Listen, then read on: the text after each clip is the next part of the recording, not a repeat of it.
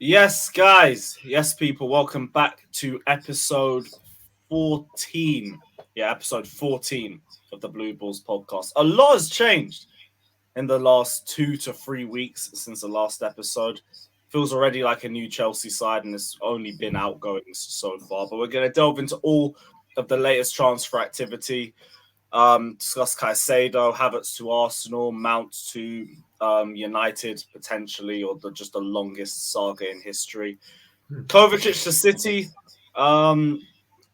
bunch of other different outgoings. I know the stuff with Aubameyang and Galatasaray. There's too much to count, but I've got it all written up. So we're going to get through everything within the next hour. As you guys already know, check out everybody's socials, hit the like button, subscribe if you haven't done so already. Aiming for 500 likes in today's video. So guys, if you haven't done it already, literally just press that one button. Does a massive service to the channel. So hit the like button and all of that. And yeah, welcome to the Blue Balls podcast. Kev, what are you saying, my guy? It's been a couple of weeks since we last spoke. You all good? Yeah, it's been a couple of weeks. I'm kind of enjoying this little break off, like there's no stress over the weekend, no depression, not waking up on a Sunday after getting beat by every single team possible, waking up in the mood with the misses and all that, just waking up just with a breath of fresh air really, and a bit enthusiastic to see what's going on with these transfers. Obviously last week was a massive week, put a right smile on my face seeing all these transfers going out. Hopefully we can pull through get them over the line this week, and let's get all these deadwoods at the team, and obviously we can bring in some new faces, and next season we can crack on.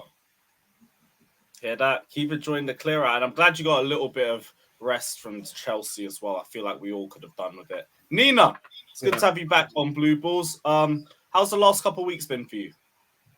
Yeah, good. I feel like almost too much is going on. There's almost too much to keep up with. And just when you think you've seen a breaking story, there's another one following shortly through. And it's just like I'm updating Twitter and stuff and just new stuff coming up. But yeah, it's good. I mean, I'm quite happy because we're upsetting a lot of rival fans at the moment. So I'm here for it. After this season we've had, we deserve to have some enjoyment from a lot of the stuff that is going on. And it's exciting to see that, the clear out is happening a lot quicker than I envisioned. It seems that we've got our priorities straight. So, it's business, it's getting things done, and it's getting the incomings coming in as well simultaneously. So, yeah, it's nice. I feel a lot more hopeful for the next couple months in this transfer window. So it's good days, yeah.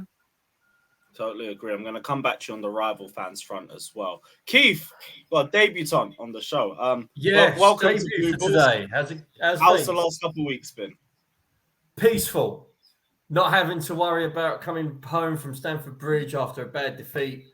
Not having to worry about bad performances, people not turning up. It's been very peaceful. I'm intrigued to see what happens with certain players leaving the club.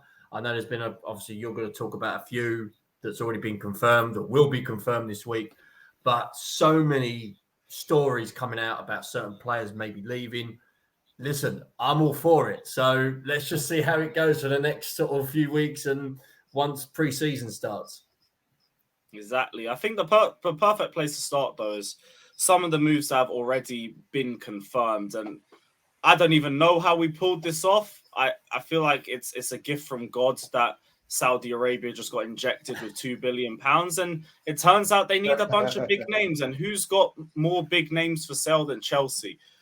A lot of people have been crying about it, but the Premier League has sought written assurances that Saudi Arabia's public investment fund was not part of Todd Boehly and Clear Lake Capital's takeover at Chelsea. But even though rival clubs have privately expressed concern over the Saudi Pro League's sudden interest in the host of Chelsea players, England's top tier is understood to be entirely satisfied that there is no conflict of interest issues, which is like surprise. A 5% stake in an investment firm doesn't mean anything.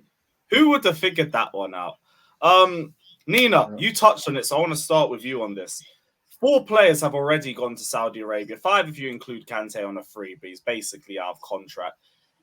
Everybody's moaning about it, and it's literally the most normal transaction that we usually see in every single transfer window. Thoughts on the rival fans moaning? Do you feel a bit more optimistic about Chelsea in the future, or what's your mindset on it? Oh yeah, definitely. I mean, we like stepped on people's toes back in January, and we were doing so poorly in the league. And now, obviously, yeah, we finished 12th, but everyone's upset about how quickly we're just getting down to business. You know, things weren't looking good on the pitch, but we knew that things needed to be changed sort of behind the scenes. And you know, with the board and the selection of players that we want in and want out, and because those things were just established so early on, we just got to delve straight in. So I'm all here for it. Yeah, it's definitely, to answer your question, a lot more hopeful. And I think it was the 20th, was it, when there was like 5 here you goes by about 11 a.m. in the morning. Yeah. Wow. And I was like, geez, like Fabrizio Romano's just Chelsea feed right now. Like it's basically a Chelsea fan page, if that's what you want to call it, because that's literally everything he was posting. And yeah, it was great to see. I mean, like you said, we knew exactly who wanted to go. And I think obviously the players, they fit a certain kind of profile as well to be attracted to Saudi Arabia as well. So I think spot on, honestly, perfect. And obviously the only one I'm upset about obviously is Kante, but that is obviously a universal thing across the fan base. You know, like Kante leaving is obviously going to have a little heartbreaking moment. But yeah, fair enough. You know, it's a bittersweet moment. You want him to go and live his best life. He deserves it. He's always chosen Chelsea over anything and everyone. So you can't really fault him for the fact that he's thinking about himself and his family and his future. Fair play to him. But everyone else on that list, Ziyech, wanted him gone last year. Happy about that. Mendy as well. That ship sailed a long time ago. It was a fall from grace from Mendy. I didn't think we'd have any other clubs particularly showing interest in coming in for him. So thank you, Saudi Arabia, for sorting that out for us as well. Yeah. Who else? Wow. Who else? Koulibaly. That's the one I'm really happy about. That is the one that I'm also really happy about, because obviously we bought him in for, was it like 33, 34 mil for only a season. And like I said, you know, he's at a certain age now. You know, he's not particularly done well in the Prem, didn't see any kind of Premier League club coming in for him. And then obviously across Europe, not really either. So again, another player taken off our hands, and we got a fee in return for him. And we're offloading wages, because Koulibaly was on expensive wages. Let's be real. That was, you know, he was getting paid money that he didn't really deserve. He didn't live up to many of the performances. I wouldn't say he was the worst player this season. You know, there was some games where he did get us out. He did show that kind of experience that he has up his sleeve. But equally, when you're standing kind of alongside such young players that, you know, you should be kind of teaching and guiding and improving, but they were outshining you, then that's when you know that something wasn't quite right there. So again, that's just players there that fantastic to get money in return as well, even better, and to offload wages. I just feel like that is a huge weight off our shoulders. Massive. Yeah, I feel a bit grateful that Koulibaly took it as well, because with those wages, the first season that he had, the fact that we have Colwill, Badiashile, Fofana, who are all going to be prioritized over him, it felt like it was going to be Drinkwater 2.0. Guy's just going to sit there, take his final payday, and fair play. Just go on loan. Like we rehearsed that. Just go on loan deals basically until he sees that the rest of his contract.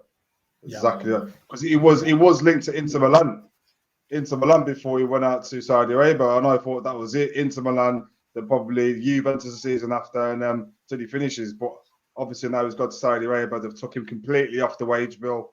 You know, it's a dream come true. These Saudis are literally, these Arab guys are literally saved our backs with this massive influx of money coming in. And it's good you said about Inter as well, because that would have been our other option. And we've seen with negotiating with these Italian clubs for years, they are so tight. So tight. Like Koulibaly to Inter, I was like, all right, good luck. I think they're going to offer him the same wages. None of them. There's the next thing going on. Have you seen that today? Going that Lukaku to Juventus.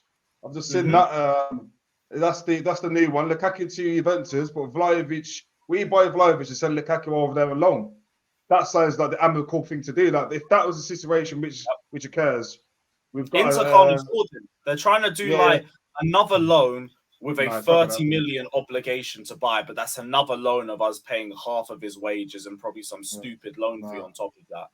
Ziyech, we're trying to push him to AC Milan for like 2 years, but they can't afford him.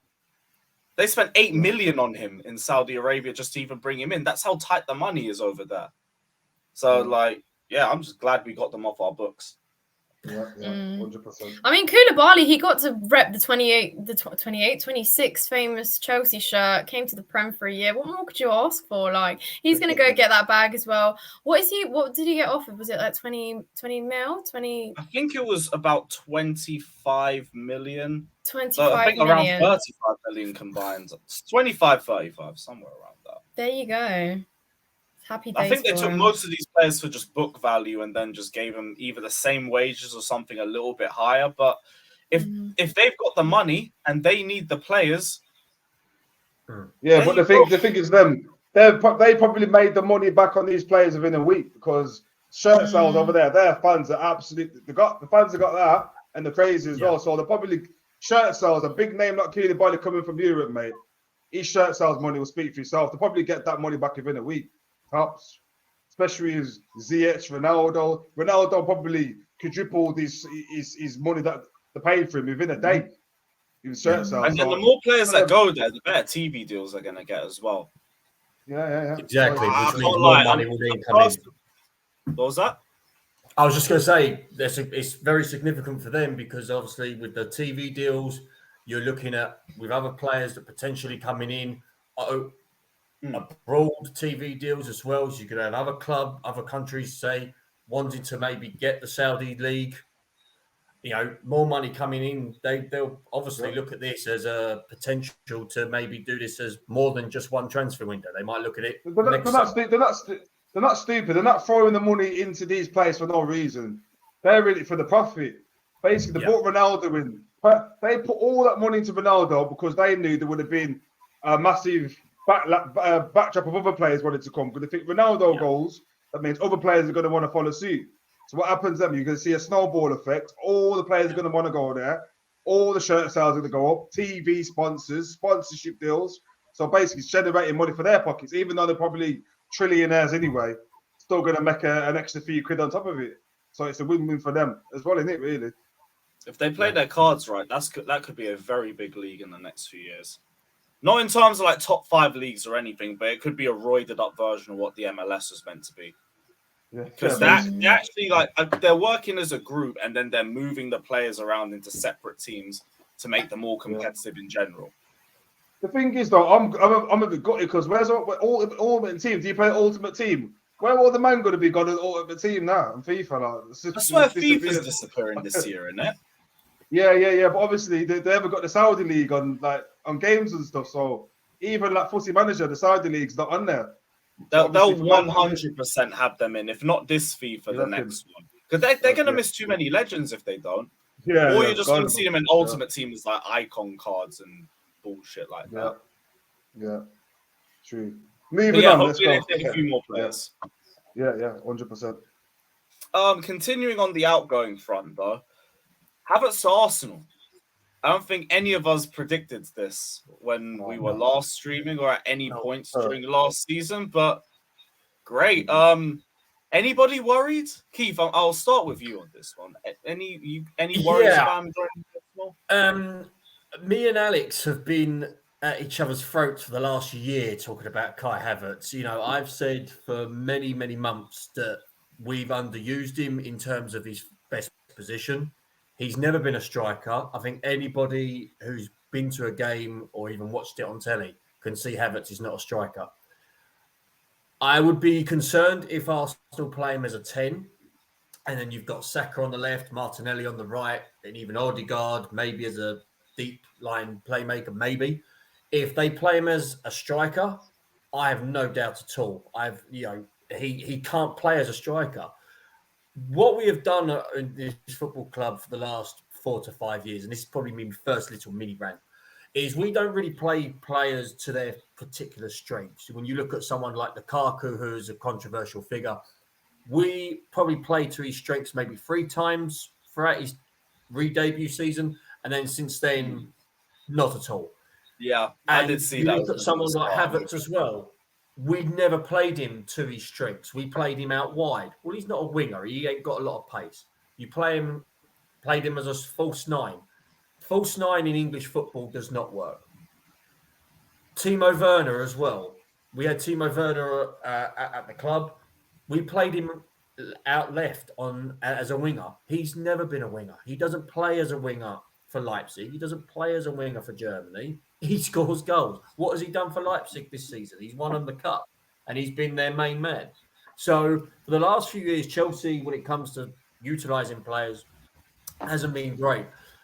But Havertz to Arsenal, that one I'm a little bit concerned with, only if they play him as a 10. I think Havertz has got the technique. He has shown he's lazy, and he has shown that he has down tools. But for the money we're getting for him, I think Arsenal are getting a bargain. I think we could have asked for a bit more money. Bargain at 65 million. Yeah. How? Wow. I'm really trying to understand your side. I really am. Well, we paid 71 million pounds for him. Okay, we bought him as a young little guy that was coming into the Bundesliga. Yeah. He was like a diamond in the rough. We bought him as a young guy that was going to potentially put Chelsea to a new level. He's won the Champions League. I'm not saying that him scoring the goal has put another 20 million pounds market value. No. I'm not talking about that. I'm talking about his potential. Now, he's still only, 24, 25 years old? He hasn't reached his peak yet. 24. He hasn't reached his peak yet. He plays to his strengths. Arsenal could have a very, very talented. Here's the thing, because you said he's only a 10. The one thing I want to say is, Havertz has said numerous times he's a versatile player that can be 9 wide as a forward. Arteta, he played behind the Kaki a few seasons. Arteta said he signed him for his versatility. Madrid wanted him for his versatility. Madrid wanted him as a squad. What versatility? If he went to Madrid, he can't play multiple positions. He play multiple positions, but he plays in the positions. Pants. Exactly. You put him right wing. He's got no skill, no pace to get around his man. You put him up top, got no strength, doesn't chase the ball down, doesn't back into players. You play him in the number 10, he just gives the ball away as cheap as possible. Like, I just don't see what position. I give up. I was on his side. Say a few months ago, I was on his side. I was like, you know what? Just give him a chance. He scored that goal against Leicester. I was like, you know what? That looked like a bit like a Bergkamp finish. I was like, you know what? Give him a chance. And then the next 4 games, where the fuck was he again? So I said, you know what? I'm done with him. That guy's biggest problem is himself. If he was switched on more, he'd actually be a better player, and I'd understand. I think what's kind of dragged him on so far is the Champions League goal. That's the only if he never scored that Champions League goal, it would have been one of the biggest flops in Chelsea history. Put it like that. Think about it. Yes, definitely. He was no better than Alvaro Morata. Timo Werner. I would have rather have Alvaro Morata. Swear to God, than Kai Havertz. Seriously. You know what? He's good for a header. Yeah, I would as well. Sorry, I really can't see anything in that guy. I won't lie. I'm so glad he's left. I didn't think he'd leave this summer. Oh no, don't get me wrong. I am pleased that he's leaving because I think there's been many times where he hasn't turned up, and I've seen some of you guys at Chelsea after the games, and the games I've seen him play, he hasn't turned up. He's just standing there. He's just waiting for the full-time whistle to go. His attitude's not there, and it just seems he doesn't want to be there. Fine, bugger off. He's gone. We move on. But I'm just saying, in terms of utilising him to his strengths, we haven't done that. And even to Morata to an extent. I mean, you mentioned it, Kev, about Morata. But what would you define as not utilising his strengths? We never played to his strengths. We played. Morata could finish though. That's the thing. What would you define as playing to his strengths? That's what I'd like to know. Morata's not a target man, right? We played Morata like he was a Diego Costa. We tried to go direct with him. We tried for him to be like a bully as a centre forward. He's not that. He was more concerned about his gel in his hair than what he was going to do on the football pitch. He was more concerned about what his hair and what his appearance looked like. Morata's the kind of guy, you play the ball to feet, you play the ball to space.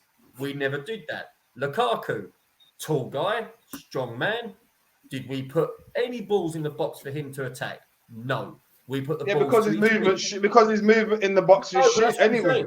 It doesn't. He literally just put his hand up like that. Like he doesn't try to spin behind the defender or move in front of the marker or nothing. In terms You know of what I'm his trying to say? mobility, yeah, it might not be great, and he did get found out a lot in the latter part of the season, which probably didn't help his relationship with Thomas Tuchel, which is why he was on the bench a lot. But I'm just saying, in terms of utilizing players, we haven't done that. And the last time we did that successfully, we won the league. Awesome. It's not a coincidence. It's not a coincidence. So, yeah, in terms of what we're trying to do now, it's a refresh. Poch has got a huge job on his hands. I'm still intrigued to see which players are going to go. And again, you look at other players, we just haven't used them well enough. Okay, but Keith, I just want to ask you one question, because you say, okay, Havertz is not a striker, but when he has literally been delivered like chances on a silver platter, like chances, I'm not a footballer, but chances I could finish and they're going wide.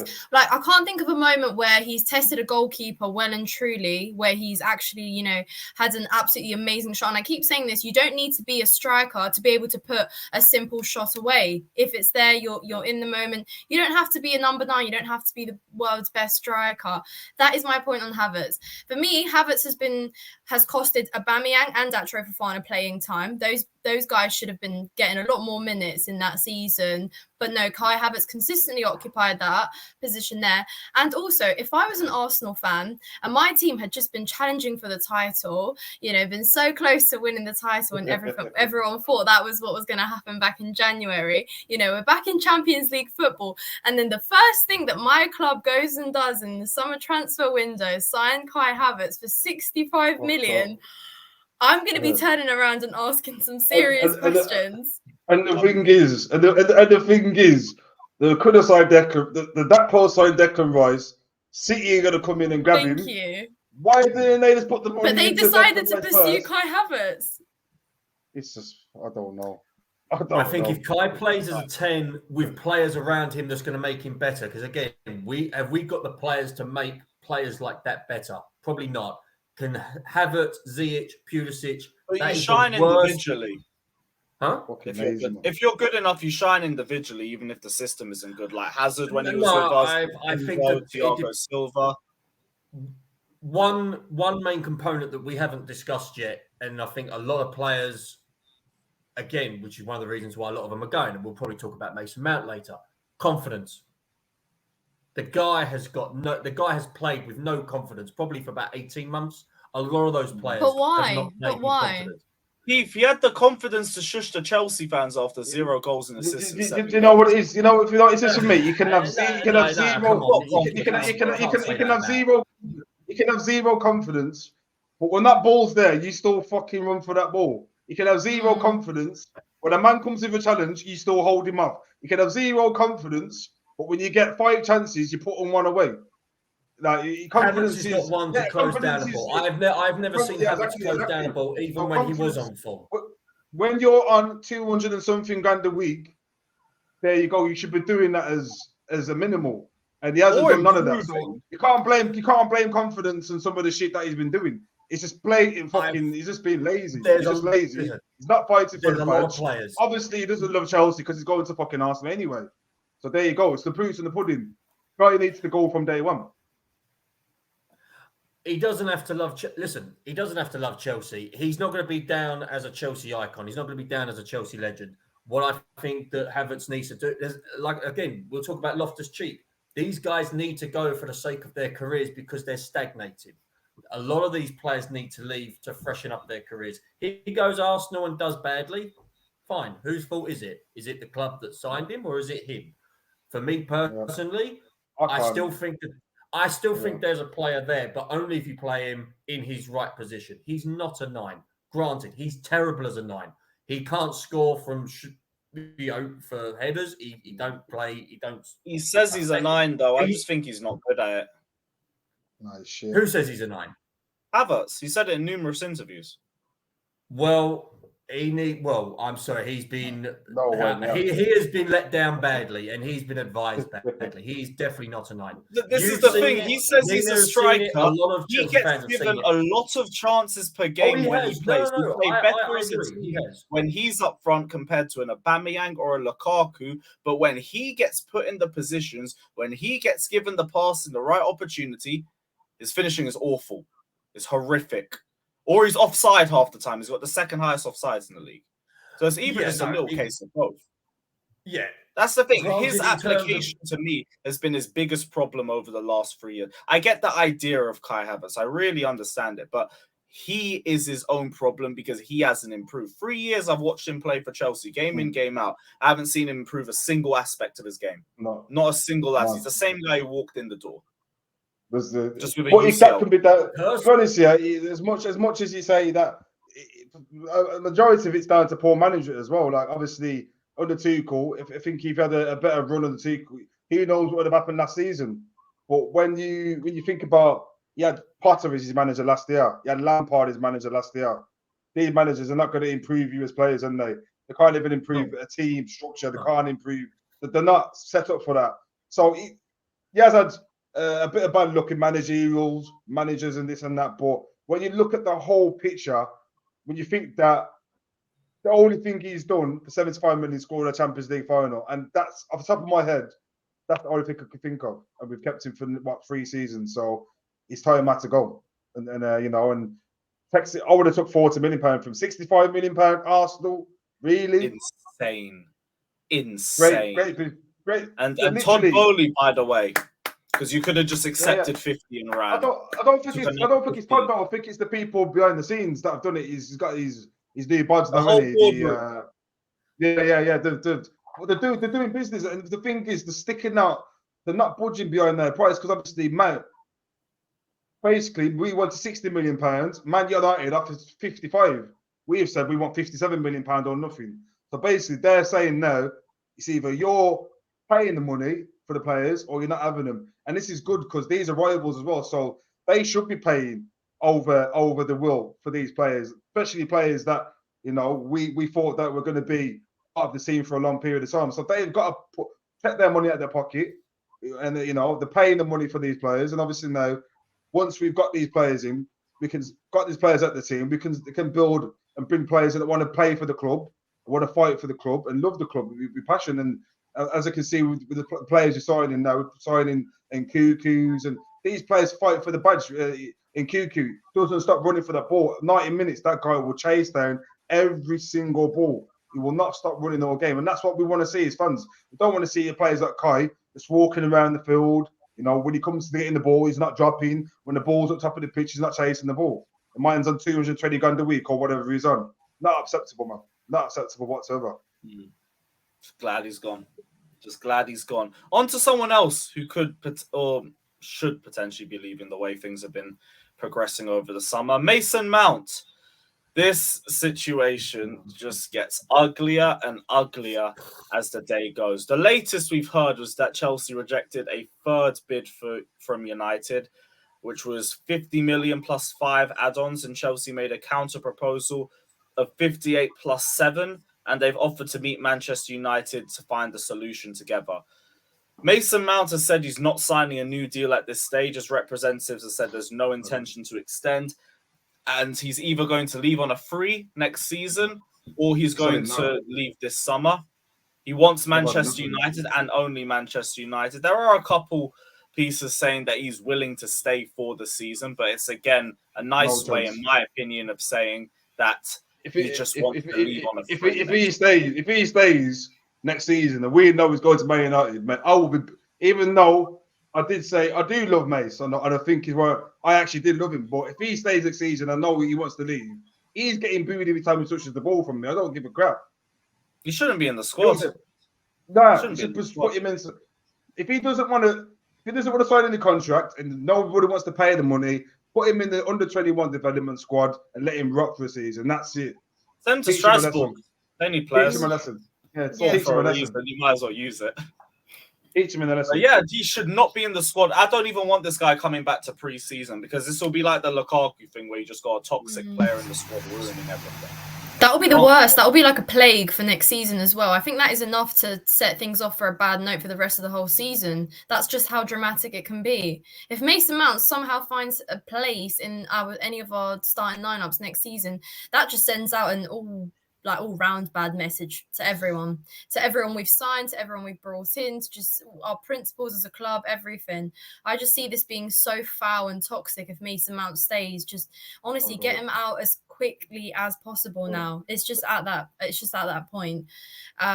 There's no way I see Mason Mount staying at Chelsea and this benefiting anyone at all. The fall from grace is crazy though. Imagine saying this a year ago. Two-time player of the year has been forced his way out. He's not been great for 2 years. He's not really everyone was shite last season, but even the year before that, even under Tuchel with the cup finals, did Mace really have a good season? Thank you. I feel like I was insane saying this. Did Mace really have a good season? Not really. Mace had 2 good seasons, his debut season and the season after. That was his best period. Since then, he's dropped off. But he has to go. He wants to go. And I don't know what I just don't know what we're holding out for. £55 million. I would have took £30 million. I would have took £25 million for him. Honestly. What Chelsea are trying to do is they're trying to make themselves look firm and negotiate because Todd Bowley's still got to build like it's a business battle. It's a one-upmanship. That's all it is. That's why with Havertz he was so stiff on it as well. Like 65 million, managed to pull that one out. Mount is going to be the exact same thing. This is our valuation because Mount and Havertz. If Man United. No, I was just going to say because he can afford. No, it's okay. I was just going to say it's because he can afford to do that. If he did that with Havertz, then obviously Mason Mount, like the two players are so different. Like Mount is homegrown, everything. Of course, it makes sense that he's going to push to maximize, that bid to what it can be there as well. But I mean, I don't know. I think we are trying to pretend like we are in the better kind of negotiating position there. And I think because Man United showed that they were so desperate, Mount was their number one, target there, that we thought, okay, we've got this. We can kind of push that more and more there. But for me, I think it was all mind games with what they said. This is the last bid, and then we drop our interest because then why are you going for a more expensive prospect there in Caicedo? Yeah. For example, if that's how desperate you were about Mason Mount, because obviously the difference you're going to pay for Mason Mount and Caicedo is very significant. So it doesn't really make sense unless they did that to, of course, scare us. Man United haven't got the money. It's blatantly obvious to see. They're very hesitant. Look at the way we're going in with our business. We're seeing players, getting them, bringing them back straight away. When Man U, if they can't offer an extra £2 million for a player which they really want, that goes to show something about them. They're not ambitious enough. And obviously, the fans have seen that for so many years. They're just trying to drive it down. I think it's very clever. I do think it's very clever from both clubs. Chelsea know that United need to sell players anyway. They value players like Sancho at 60 million, Maguire at 40, which I couldn't stop laughing about. I thought that was quite humorous. So even with those two players, there could be £100 million incoming.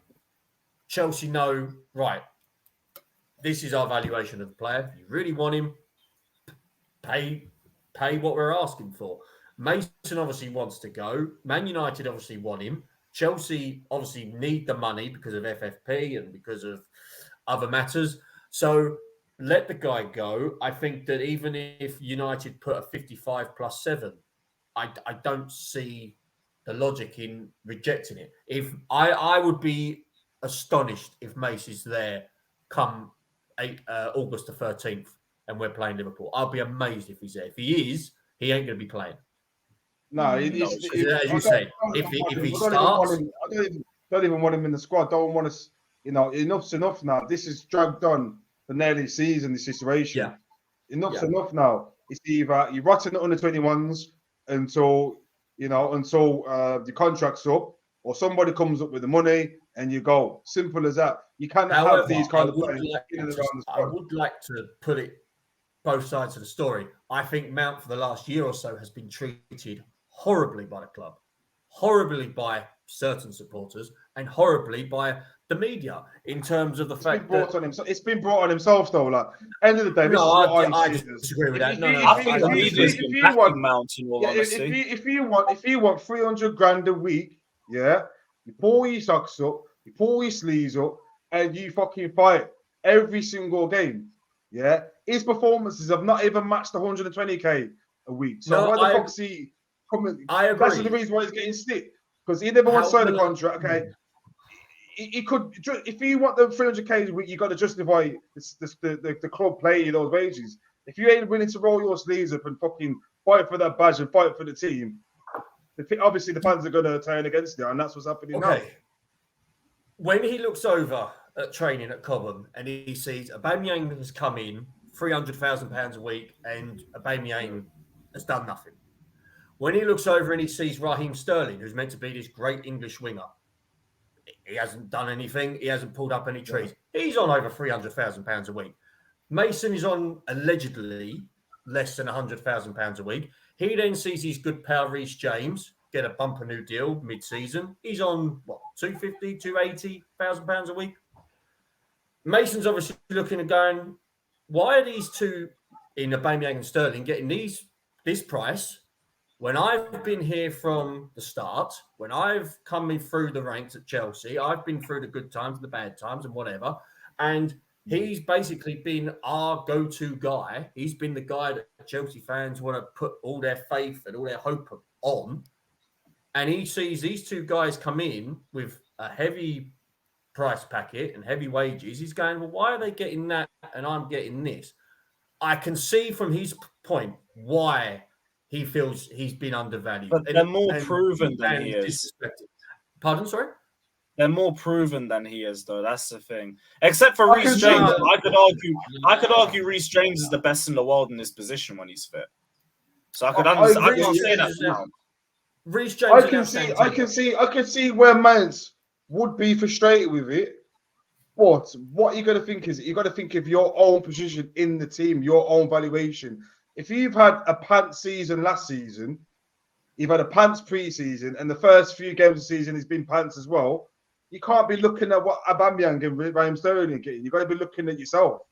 I think it's just personally, my mentality would be, if I want those wages, I'm just going to pull my sleeves, regardless of what they're getting, regardless of what James has got. I'm going to work and do the best I can. He's done the total opposite.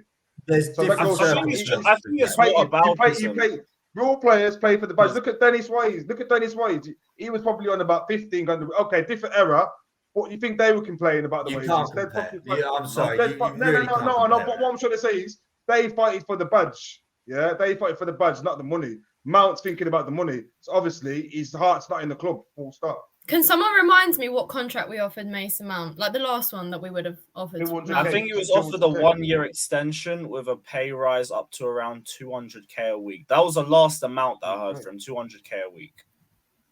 Okay. And that's more than double than what he was already on. Like, if you want to double it and go to 160k, I get that. That's fair. You're around the Havertz, Kepa, Pulisic mark, but you're looking at Sterling, who's won 4 league titles, is the second highest goal scorer for City in every single one of them. He's proven. There's a reason why he's on that pay packet. Aubameyang's one of the top goal scorers in the Premier League over the last 5 years. He was literally Barca Player of the Season last season, playing 6 months. You know what you're getting with him. With Mason Mount, you're meant to prove why you should be on a contract. People usually play their way into contracts. Yeah, and not just that. You're in 10 years' time, obviously, bar what has happened now, that will never be the case. But if this whole situation hadn't happened, Mason Mount, you're looking at he was expected to be a Chelsea legend, one day, someone that will take the team, captain the team. You've got to take that into consideration, that these things are sometimes a lot more important than what that contract essentially. And the money he got offered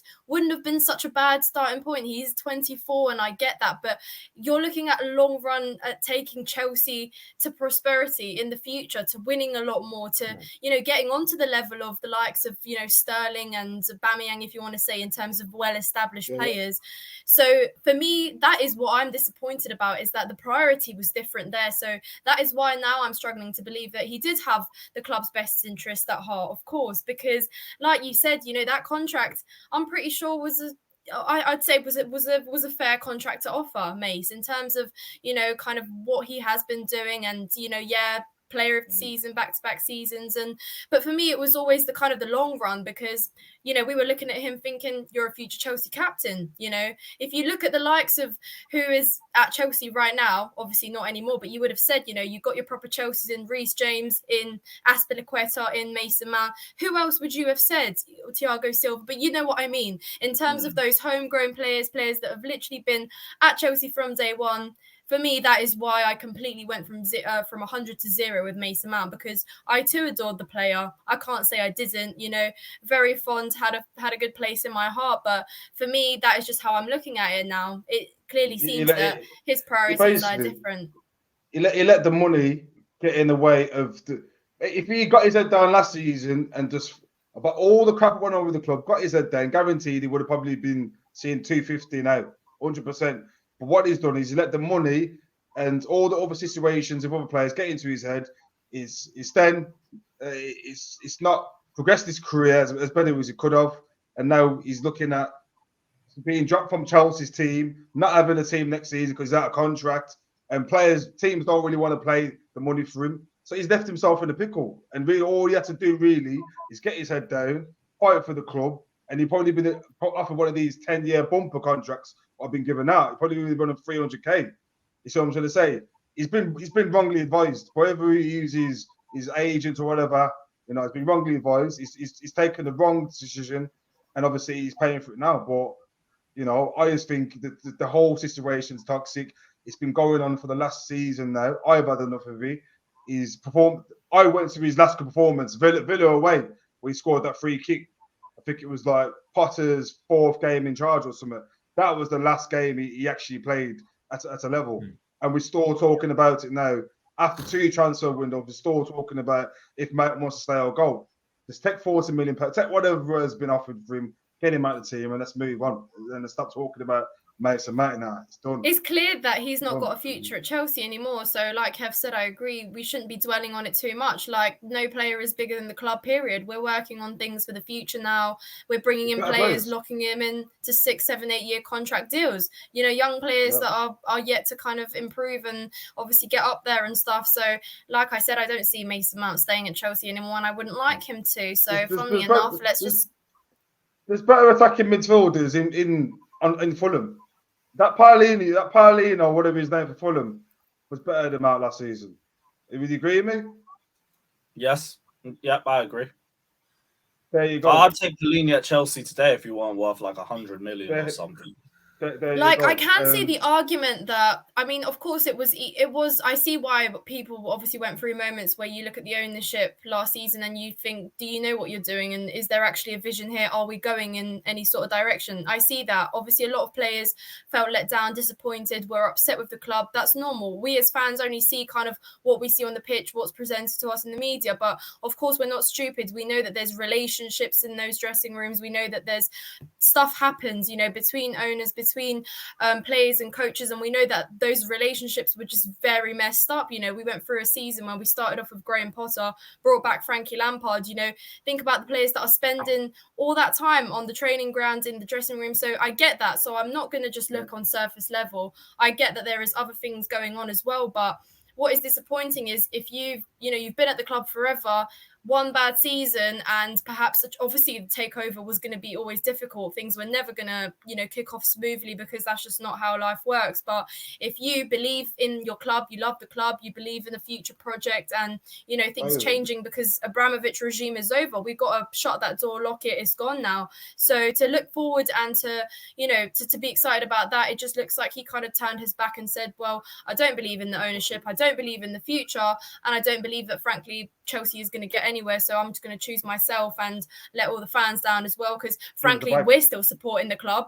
Even after that season, we all went there every single day, we all spent money on those tickets, and next season, are you all Chelsea supporters? Yes, you are. So for him to just turn around and walk out the door like that, and he's always going to be Mason Man United now. For me, there is no desire there that you have anything Chelsea related in your mind anymore. So yeah, that's it. It's just Don't know what just smashed there, but great. I think that was I think Mason that's very Chelsea. perfect. Yeah, That was Stone Cold Mason Steve shouting Austin. something after that.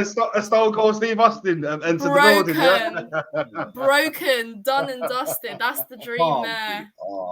Yeah, that's Mason Mount and Chelsea, ladies and gentlemen. Perfect finish there.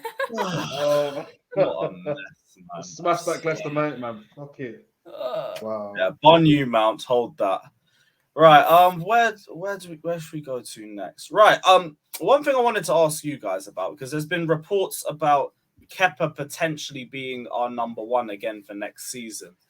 Initially, I didn't like this, but the more I think about it, if we sort out our midfield and we sort out our attack, I don't really feel too fussed about having Kepa as a number one for one more year. Obviously, afterwards, we need to get rid of him if we're talking about a title race. Yeah. But one more year, I'll take it. What are you guys thinking? Nina, I'll start with you. No, I can't lie. I literally had no. Well, I'm probably like the few Chelsea fans that immediately didn't really have an issue with that, and I'll tell you why. For long term, no, absolutely not. But for next season, yes, and just purely because financially looking, I mean, we have other priorities for sure. There's at least 2 positions above the goalkeeping one that need addressing ASAP. So for me, unless we really had that one goalkeeper that, we have been monitoring for a while now, and it's not just looking here and there and whatnot. Yeah. But also going into next season, we're obviously bringing in a lot of youngsters. There's a lot of change happening. Like we're going for a massive revamp. So your goalkeeper position there at the back is kind of where, you leadership starts. You exert some sort of experience, especially when you have such a young kind of raw back line in front of you as well. You need someone there that, has had the experience there, having played for Chelsea and, being number one as well in previous years, is going to have that sort of kind of advantage there as well, is that, you're not a new goalkeeper that is young coming in straight away, having a new back line, a new midfield in there, and it all kind of being like that. I actually think having Kepa in next season with the new arrivals is actually going to be quite beneficial in terms of just making the integration a little bit easier, just for the time being, because I feel like a new goalkeeper as well, especially a young one now, is just going to be a bit too much change at once. And like I said, Kepa's not faultless. He's not been the best goalie whatsoever, but I well and truly believe he was overly critiqued last season. I think a lot of the games he would have, he got us out with a little bit less goals conceded. I know he's the just still got the mistake in him, isn't it? He's just still got. Yeah, that's true. It's true, but like flashback to Aston Villa. What are you looking to achieve? That's where I started to warn him, because he's not good for a title. I don't want him if I'm trying to go for the league, but we're not. Even if we have a good window. Exactly. That's what I'm saying.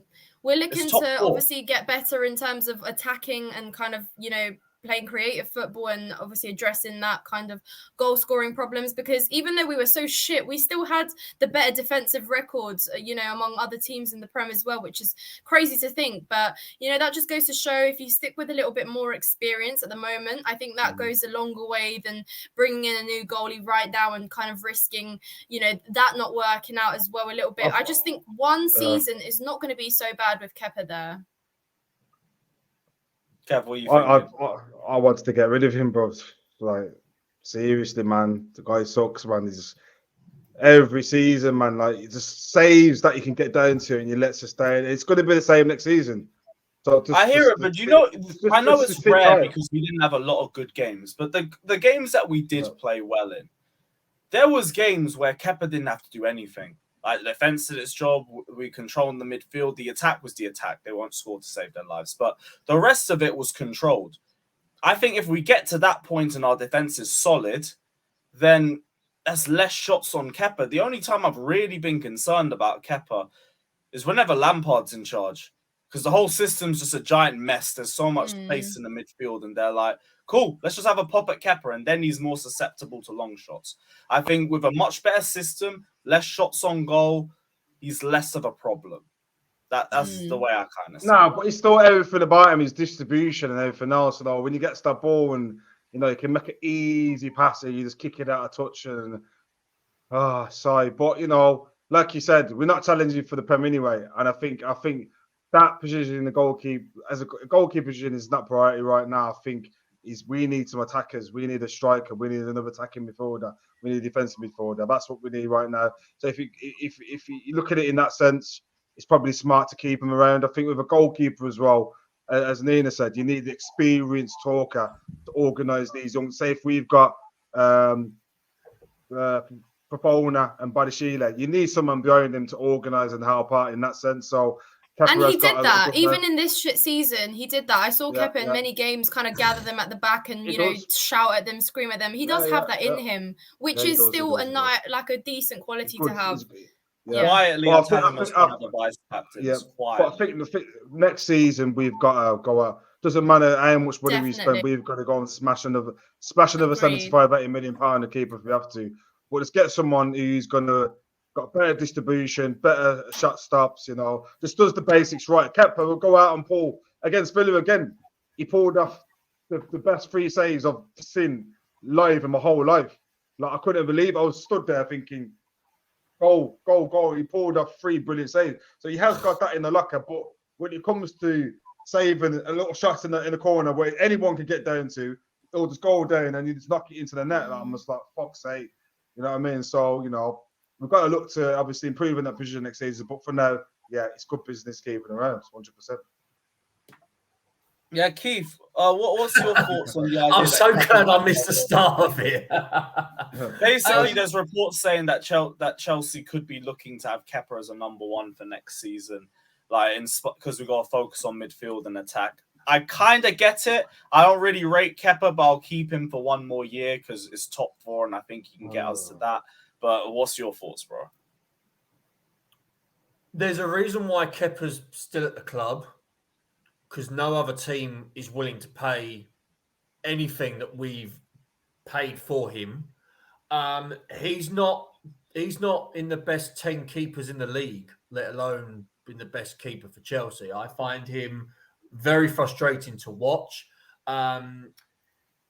He couldn't organise a party in a brothel. His shot stopping is adequate, to be honest. Most of the shots are at him, so his job is to keep them out, and that's what he sometimes does. He hates long-range shots.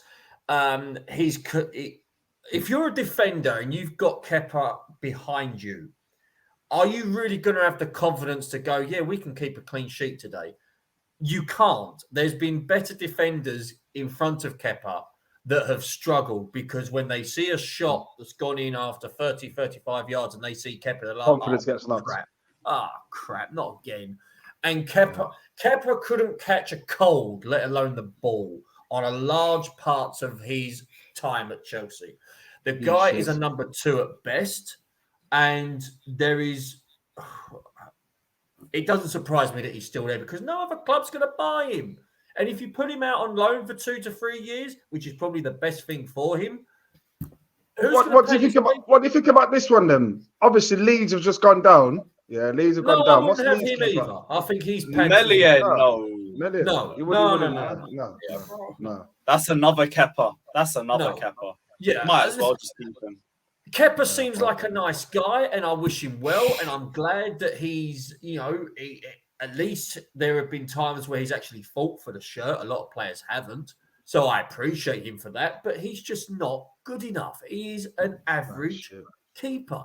He's terrible. And if you're looking to build, if you're looking to refresh, and we are clearing the decks of certain players that fans are delighted that have gone, certain players that certain fans are not happy that they're gone. If you're looking for a refresh, I get why potentially from a business standpoint you want to keep Kepa. I get from a business standpoint of a transfer budget why you want to maybe keep Kepa. Bearing in mind, we've also got that American lad as well. He's like 8 foot tall. He seems to be allegedly an outstanding keeper for his age. So he could potentially be the next number 1, which I hope he has a bit of a decent chance to. But we have to go out and get a rock solid keeper. Somebody that you're going to go, yeah, he's going to keep 20 clean sheets this season. I look at Kepa and I'm thinking, I wouldn't. No, he's just, the guy can't keep clean sheets. He wouldn't even keep clean sheets in a 2-a-side game, let alone in a Would you be concerned about us making top 4 with him in goal, though? We ain't going to make top 4 with him in goal, no. Mm. Guarantee. If we have him as number 1 next season with the squad that we're going to have. Okay, so what does Pochettino see in him then, do you think? I have no idea. I'd love to ask him.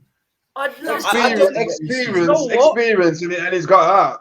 Apart from that, I don't even think it's that. I just think we've got to focus on the midfield and the attack. That's it. Yeah, but that's fair enough in my opinion. That's why I'm okay with it, because I just think there's priorities. Listen, it's all very well having the best attackers. If you've got a keeper that's going to let in 40, 50 goals a season, you could have the best attack in the world. You can't keep. But it's about what priority. It's about what you have to prioritize in terms of fixing first. Because I've just seen this as well, and I want to bring this up. This is our squad right now. Look at that midfield. Oh my life! We need 2 midfielders.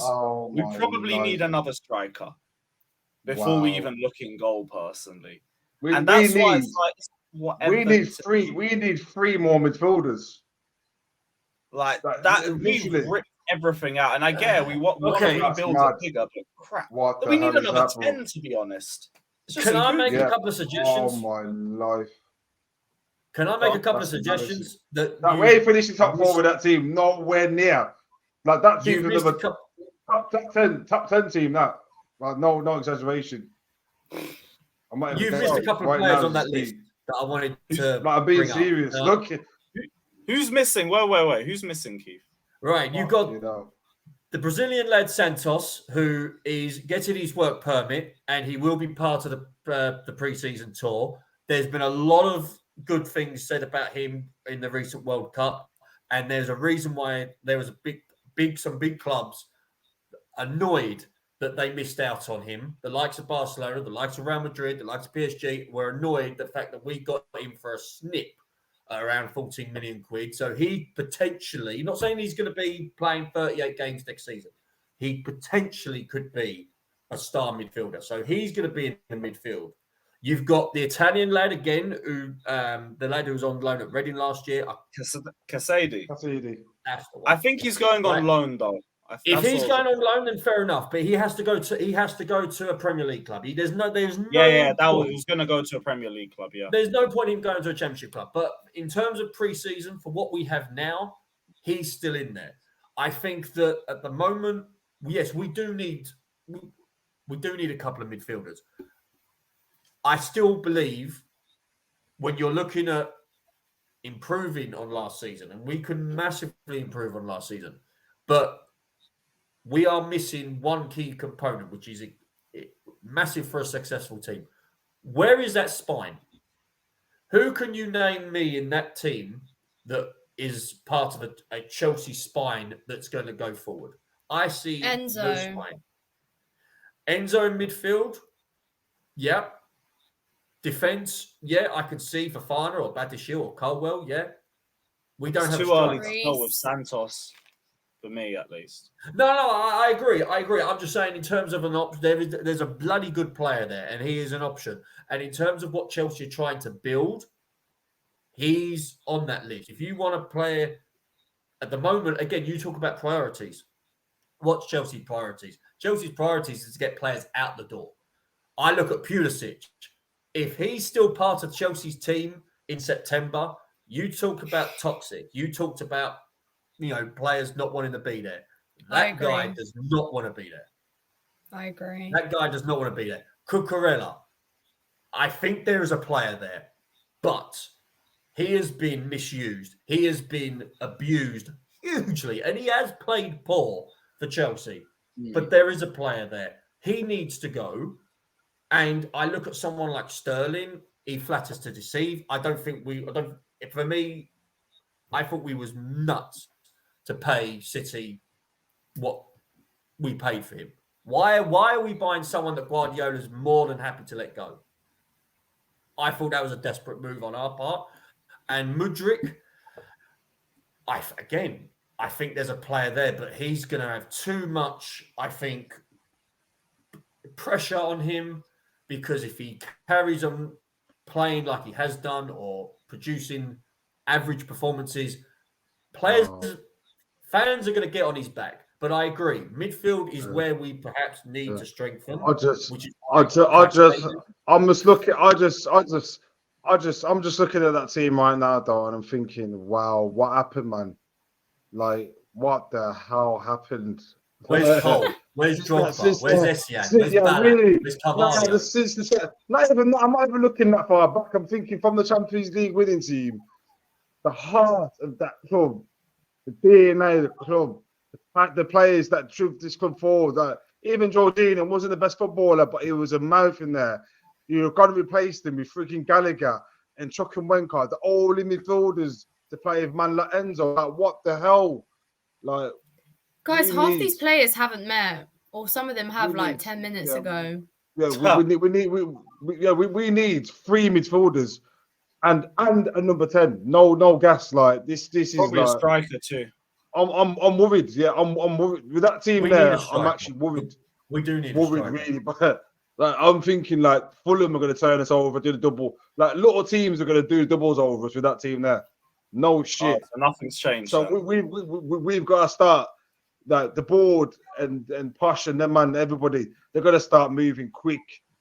You know what I'm saying? Moving quick and getting man in the door. Because we go into the season there with Chuck and Wenkart, Enzo as our only, and Gallagher as our only holding midfielders in the pivot. Wow. You've also got James that can play there. Gusto as a right back. James can play there. Because let's be honest, there's a reason why James's legs are not holding him properly where he can play week in, week out. James, I think, will not be a right back for the rest of his career. There's going to be times where he's going to have to be moved in a different position. He could probably do a Trent. He could do a Trent, 100%. Potentially, yeah. But I think we shouldn't even be talking about moving our right back to centre midfield. Why not just go and just replace the man that you got rid of? Like, Mount's gone. Go and get a number 10. Don't think you can bring through youth players. There's, like I keep saying, James, I don't want to say his name again. James Maddison's there, £50 million, 10 goals and 8 assists last season for a relegation club. Bring someone in like that in to replace Mount. You've got James Ward-Prowse. I don't even want to say that. I don't know. James Ward-Prowse, for instance, he could do a better number than Conor Gallagher right now. I don't know. There's players in the Prem that we could bring in, could do better numbers than bloody Chuck and Wenkart and Gallagher. So we got to start moving quick to replace players. As I'm telling you now, a top 10 finish for us next season, is going to be the max we're going to be looking at. Max. Well, it's a long window. I don't know what to expect. Like, I've already seen enough craziness for one entire summer, and it's only been 2 weeks. So let's see the squad that we have by then. But that was a bit of a mind-opening picture just there. No, literally, Nelson, that squad, it's literally just. I don't think he was that deep. That's in that squad, bro. No, I'm not. Wow. I love how I said I was hopeful at the start, and you lot just shut down the whole dream. Welcome back to Chelsea Fan TV. Dreams die here. But Alex, you didn't hear that. Big up everybody that's locked in, though. As it's been another brilliant episode of the Blue Balls podcast. Let us know all your thoughts down in the comments section below. Don't forget to like and subscribe. We'll be back sometime next week, hopefully with 2 midfielders. And take care. And as always, up the Chelsea.